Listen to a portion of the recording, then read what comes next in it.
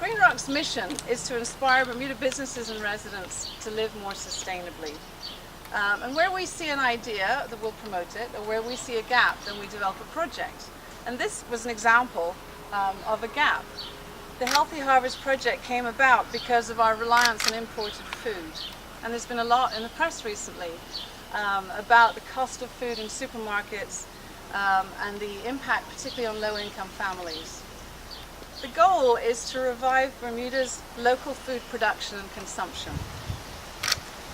There are a number of reasons to do this. One is that Bermuda is very vulnerable to disruption in our food chain. So what happens if economics or industrial disputes or political unrest or natural disasters mean that the ships don't come every week? What happens then to our food chain? There are other reasons for eating local. Almost everything we eat has come thousands of miles. And the environmental footprint of growing food on an industrial scale, packaging it, shipping it here is enormous. And we don't pay the real cost of a lot of that food. And not to mention the health effects of food which has been grown to store and then ship. So it's a lot healthier just to eat genuinely local food.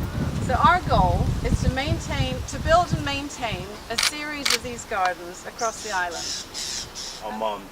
The layout, as you can see, it was actually a lawn before, and we're pretty much put an instant garden there. No chemicals whatsoever. But if you talk to any farmer or any landscaper or horticulturist, they can tell you that topsoil is very valuable. It's becoming more and more rare, and it takes years, lifetimes and generations to build. Recognizing that concept and trying to integrate it into an instant garden, you wonder, okay, how do we do this? Well, you explore the examples around you of people who's done it. I was privileged enough to work with scientists out of Japan, also out of Colombia, who've developed this concept called efficient microorganisms. And they basically go into the rainforest as much, the older the rainforest, the better, and collect samples of microorganisms from the rainforest. Now, it's all based on a concept that in nature, there's 10% good organisms, 10% bad, 80% opportunistic. Whoever does the most activity, the 80% either go good or bad.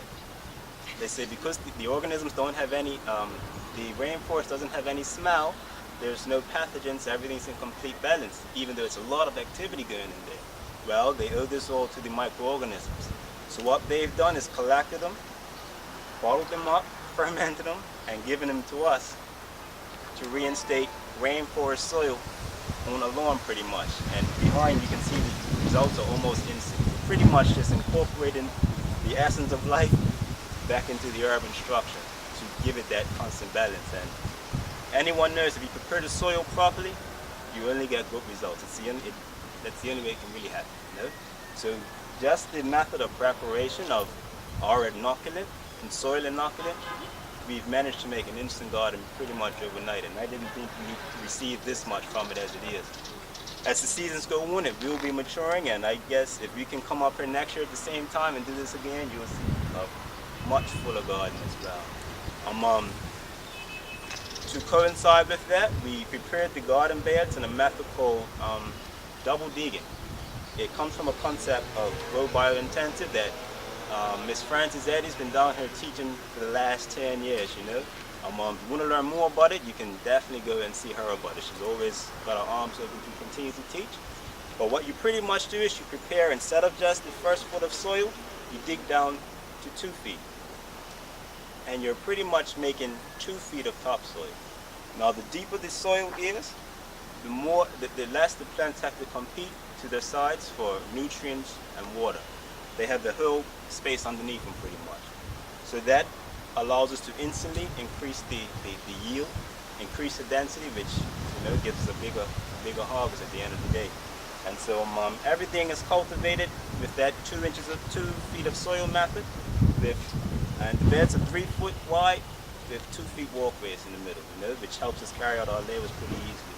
Once the soil is prepared, no one is to step on the beds, because that compacts it and defeats pretty much the whole purpose, So we pretty much made a garden, like Chris said, in about 15 weeks, and this is the final results of it. So please look around. If you want to try and eat something, let me know. We can pick them and prepare them for you, and hope you enjoy what you see.